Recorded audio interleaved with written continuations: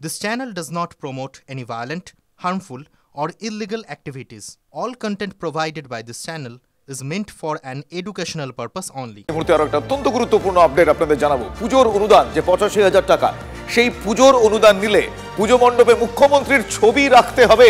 এই নিদান পূর্ব বর্ধমানের ভাতারের তৃণমূল বিধায়ক মান গোবিন্দ অধিকারীর। মুখ্যমন্ত্রীর ছবি রাখতে আপত্তি থাকলে অনুদান নেবেন না, এমনও হুঁশিয়ারি বিধায়কের। ভাতার থানায় মঞ্চ বেঁধে পুজো কমিটিগুলোকে অনুদান দেওয়ার ব্যবস্থা করে পুলিশ প্রশাসন। উপস্থিত ছিলেন পুলিশের শীর্ষকতারা। त्योहार और प्यार लाती है रिश्तों में ढेर सारा मिठास। परंपरा वही, सोच नहीं।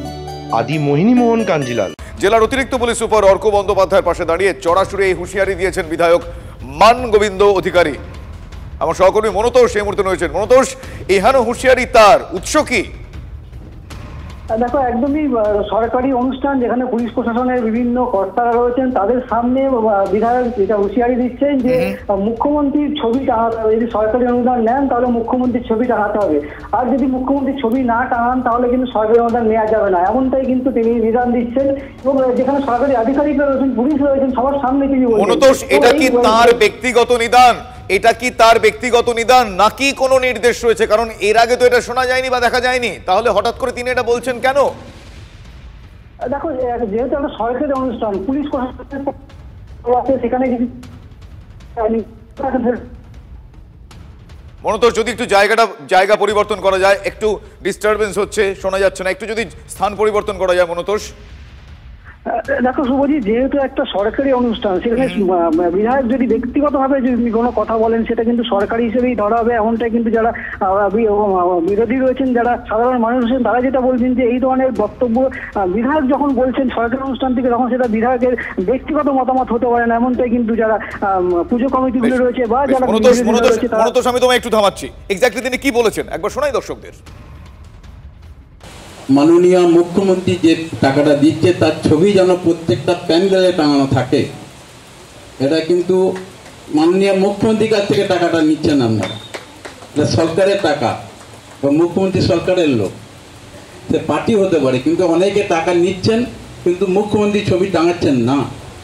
এটা কিন্তু খুব বাজে জিনিস। তাহলে আমরা টাকাটা নেবেন না। যারা মুখ্যমন্ত্রী ছবি টাঙাতে তাদের অসুবিধা, তারা টাকাটা না নেয় ভালো, কারণ অনেক ক্লাব তো নিচ্ছে না। সেরকম আপনারা যদি মনে করেন যে মুখ্যমন্ত্রী ছবি টাঙানো যাবে না, তাহলে আমরা টাকাটা নেবেন না। বেশ, শিক্ষা কর্মাধ্যক্ষ শান্তনু কোনার, তার কি অভিমত এই বিষয়ে, তার কি প্রতিক্রিয়া একবার শুনুন। বাংলায় তো কৃতজ্ঞতা প্রকাশের একটা জায়গা থাকে। আমরা কোনো কিছু অবদান কারোর কাছ থেকে পেলে আমরা তার কাছে কৃতজ্ঞতা জানিয়ে থাকি। তো স্বভাবতভাবেই বিধায়ক এটাই বলতে চেয়েছেন যে পুজো কমিটি যখন মুখ্যমন্ত্রীর এই উদ্যোগে তারা যখন এই অনুদান গ্রহণ করছেন, তারা একটা ধন্যবাদ জানাবেন, অতি সাধারণ বিষয়। আমি আরো একবার যাবো আমার সহকর্মী মনোতোষের কাছে। মনোতোষ, তুমি যেরকমটা বললে বিধায়ক যখন বলেছেন তখন সেটা দলেরই একটা প্রতিনিধিত্ব তিনি করছেন, কি প্রতিক্রিয়া আর পাওয়া গিয়েছে?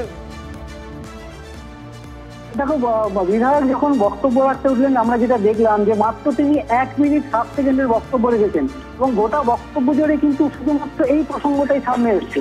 এবং জানিয়ে কিন্তু বিরোধী যারা রয়েছেন তারা সরব হয়েছেন, এবং যারা পুজো কমিটির উদ্যোক্তা তাদের মধ্যে কিন্তু মিশ্র প্রতিক্রিয়া দেখা গেছে। মানে এই ধরনের বক্তব্য বিধায়ক যখন করছেন তখন কিন্তু একটু সরকারি মঞ্চ থেকে করছেন, এবং এটা তার ব্যক্তিগত মন্তব্য নয়, এটা ধরেই নেওয়া যাচ্ছে, এমনটাই কিন্তু যারা একদমই, তিনি যেহেতু বিধায়ক তার ব্যক্তিগত মন্তব্য এটা হতে পারে না, এটা ধরে নেওয়া যায়। এই মুহূর্তে আমার সঙ্গে টেলিফোন লাইনে রয়েছেন বিজেপি নেতা জগন্নাথ চট্টোপাধ্যায়। জগন্নাথ বাবু, কি বলবেন? বিধায়কের এহেন নিদান, এটা কি তাহলে শর্ত হিসেবে ধরে নিতে হবে পুজো উদ্যোক্তাদের যারা এই ৮৫,০০০ টাকা অনুদান নেবেন? আপনার কি মনে হয়?